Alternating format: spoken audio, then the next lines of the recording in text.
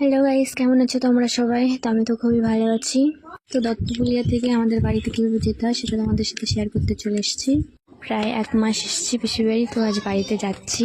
প্রথমেই দেখো চলে এসেছি যে রাস্তায়, তো এখান থেকে অটো আসবে, অটোতে উঠবো। বাজারে এসে নামলাম, খুব গরম লাগছিল তাই দুটো আইসক্রিম নিয়ে নিলাম।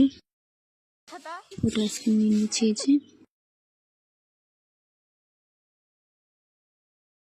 তো দেখো অটো ছেড়ে দিয়েছে। দেখো দুষ্টুর দোকানের সামনে যাচ্ছিলাম। দেখো স্টেশনে চলে এসেছি।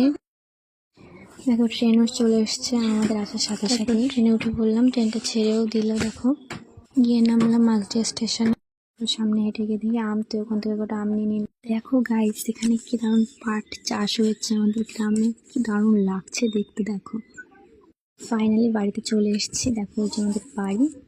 তো আজকের মতো এইটুকু, পরের ব্লগে দেখা হবে। ভালো লাগে লাইক কমেন্ট শেয়ার করে দিও। বাই।